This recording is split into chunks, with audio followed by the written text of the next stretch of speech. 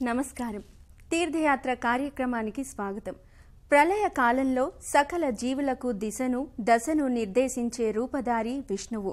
జీవులకు ఆయనాన్ని అనగా దిశానిర్దేశ ప్రయాణాన్ని సూచించే దైవతమే నారాయణ స్వరూపం. అంతటా వ్యాపించి ఉన్న విష్ణు స్వరూపమే నారాయణుడు. నారము అనగా జలమనే అర్థం కూడా ఉంది. జలం ప్రాణశక్తి. అలాంటి ప్రాణశక్తి రూపుడిగా వ్యక్తమయ్యే విరాట్ మూర్తి నారాయణుడు. శ్రీహరికి అత్యంత ప్రియమైన నామధేయాలలో నారాయణ అనే నామధేయం కూడా ఒకటి. ఆ సంవిధానంలోనిదే శ్రీ చెలువ నారాయణ స్వామి అనే నామధేయం. కర్ణాటక రాష్ట్రంలోని మేల్కోటె పట్టణంలో ఉన్న ఈ ఆలయ విశేషాల్ని నేటి తీర్థయాత్రలో తిలకిద్దాం. అనే 5 అక్షరాలు జీవుల పంచేంద్రియాలకు ప్రతీక. శ్రీ మహావిష్ణువు తన సర్వ వ్యాపకత్వ తత్వాన్ని ఆవిష్కరించడానికి నారాయణుడిగా అవతరించాడు. అలాంటి దివ్య అవతార మూర్తిగా నారాయణుడు చెలువ నారాయణుడిగా ప్రకటితమయ్యే క్షేత్రం మేల్కోటె. నారాయణాద్రి, వేదాద్రి, యాదవాద్రి, యతిశైల, తిరునారాయణపుర వంటి పేర్లతో మేల్కోటె క్షేత్రం అలరారుతోంది. హోయసల రాజుల కాలంలో 12వ శతాబ్దంలో చెలువ నారాయణ ఆలయం నిర్మితమైంది. అద్భుత శిల్పకళా వైభవానికి ఈ ఆలయం ప్రత్యక్ష ఉదాహరణ. ఎవరు విశ్వవ్యాపితంగా విరాట్ మూర్తిగా బాసిల్లుతున్నారో ఆ దివ్య పురుషుడు నారాయణుడని ఉపనిషత్తులు అంటున్నాయి. అలాంటి సమ్మోహన భరిత నారాయణుడు చెలువ నారాయణుడిగా మేల్కోటె క్షేత్రంలో మహత్తరంగా తేజరిల్లుతున్నాడు. సర్వ శుభంకర నారాయణుడిగా చెలువ నారాయణుడు గర్భాలయంలో స్థానక మూర్తిగా కానవస్తాడు. ఈ దివ్యమంగళ విగ్రహాన్ని త్రేతాయుగంలో శ్రీరాముడు, ద్వాపరయుగంలో శ్రీకృష్ణుడు పూజించినట్లు చెబుతారు.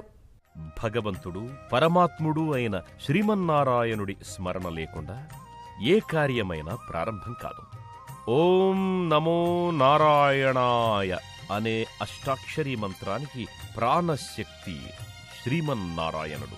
అలాంటి నారాయణుడు భువనమోహనంగా నయన మనోహరంగా కొలువుదీరిన దివ్యక్షేత్రం చెలువ నారాయణ స్వామి దేవస్థానం. దక్షిణ కర్ణాటకలో మాండ్య జిల్లా పాండవాపురం తాలూకాలో ఉన్న మెల్కోటె పట్టణం పర్వతాల నడుమ ఆహ్లాదకర వాతావరణ నేపథ్యంగా ఉంటుంది.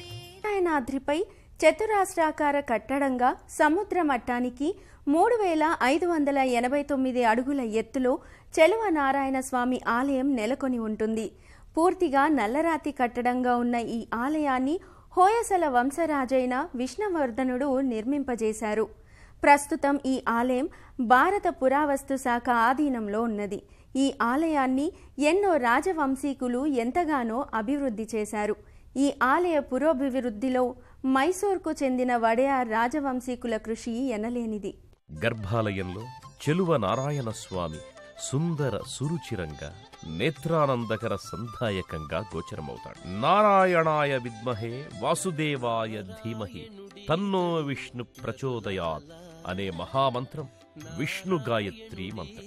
విష్ణువే నారాయణుడు, నారాయణుడే విష్ణు. మురహరుడు, నగధరుడు, ముకుంద మాధవుడు, గరుడ గమనుడు, పంకజనాభుడు, ఆనందప్రదాయకుడు అయిన శ్రీమన్నారాయణుడు భక్తాభీష్టదాయకుడై భాసిల్లుతున్నాడు. తిరునామంతో వివిధ ఆభరణ విశేషాలతో సౌందర్యం అతిశయించగా సాలిగ్రామ మాలాధరుడై చెలువ నారాయణుడు చలువమీర దర్శనమిస్తున్నాడు. కలువ కన్నులతో విలువైన వలువలతో పిలవగానే పలికేటి చెలిమైన దైవమని భక్తులు పలవరిస్తారు స్వామిని. చెలువ నారాయణ స్వామిని భక్తి ప్రపత్తులతో ప్రియమార పలుకరిస్తారు. ఈ గర్భాలయంలోని ఉత్సవమూర్తులకు ఎంతో విశేషముంది. శ్రీదేవి భూదేవి నామధేయాలతో అలరారే తన చెలులతో చెలువ నారాయణుడు చిదానంద సమన్వితంగా గోచరమవుతాడు. ఈ ఉత్సవమూర్తుల్లోని నారాయణుణ్ణి సెల్వపిల్లై, చెలువరాయ, సంపత్ కుమార, రమాప్రియ వంటి నామధేయాలతో వ్యవహరిస్తారు. సాక్షాత్తు శ్రీరాముడు, శ్రీకృష్ణుడు ఈ ఉత్సవమూర్తుల్ని విశేషంగా పూజించారని స్థల పురాణ గాథ. విద్యుద్దీపకాంతులతో, దివ్య రత్నాభరణ మణిమాలికలతో గర్భాలయంలోని ప్రధాన మూర్తి ఉత్సవమూర్తులు గోచరమవుతాయి. 150 క్షేత్రాలు శ్రీవైష్ణవ క్షేత్రాలు ఉన్నది. ప్రధానమైన 4 క్షేత్రాలు ఉన్నది. శ్రీరంగం, కాంచీపురం, తిరుపతి మరియు మేలుకోట. ఇది రామానుజాచార్య స్వామి వారికి అభిమాన క్షేత్రము, ఆళ్వారాచార్యునికి పుణ్యమైన క్షేత్రము. ఈ క్షేత్రాలని 12 సంవత్సరాలే రామానుజాచార్య ఇక్కడ వచ్చి, తమిళనాడు నుంచి ఇక్కడ వచ్చి పూజ చేసినారు. ఇది ఒక కలియుగాలు జరిగినద ఒక విశేషము.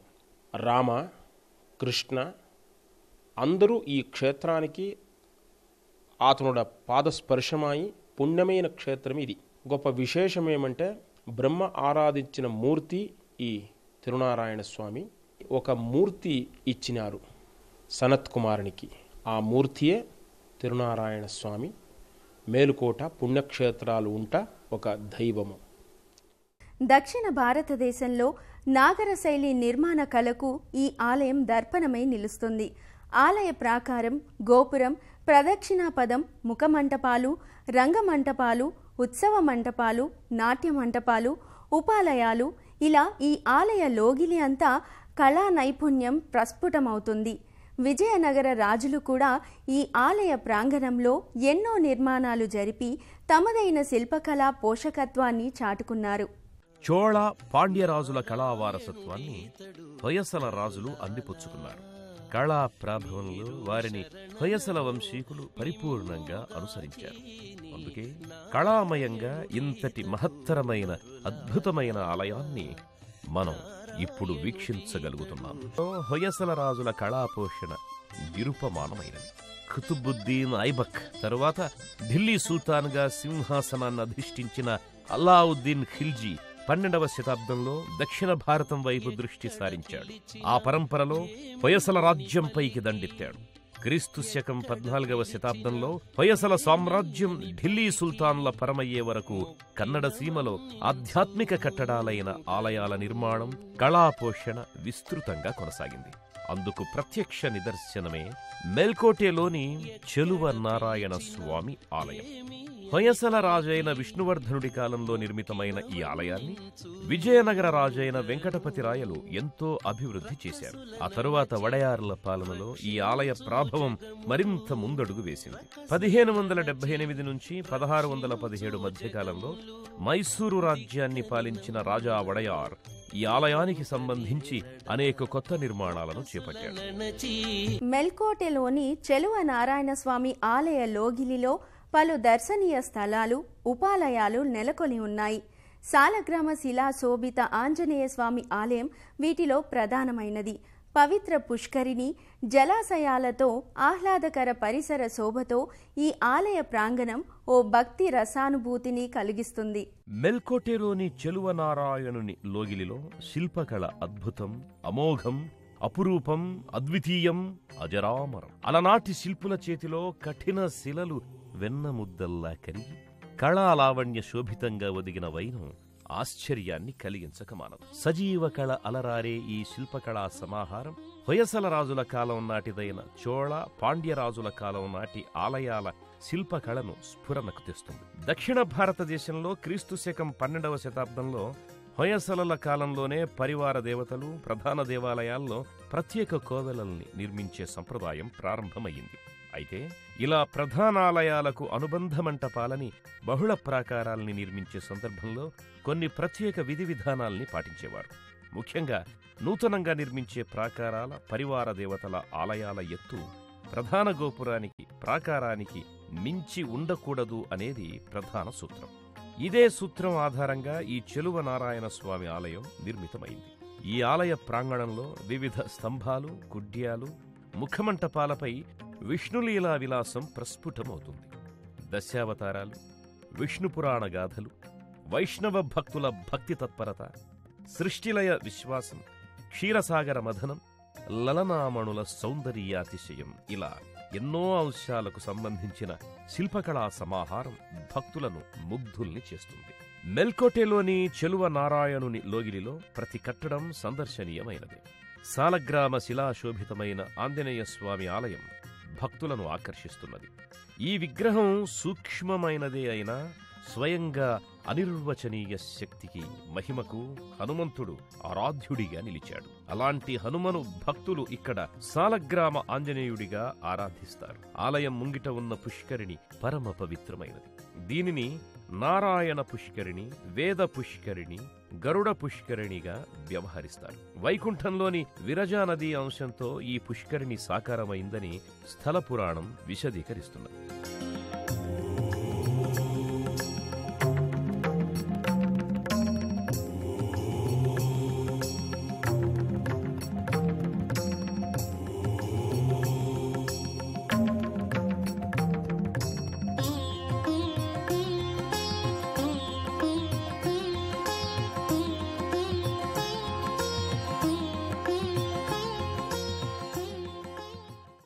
మేల్కోటలోని చెలువ నారాయణ స్వామి ఆలయానికి ఎగువన పర్వతాగ్రంపై శ్రీయోగ నరసింహస్వామి ఆలయం ఉంటుంది.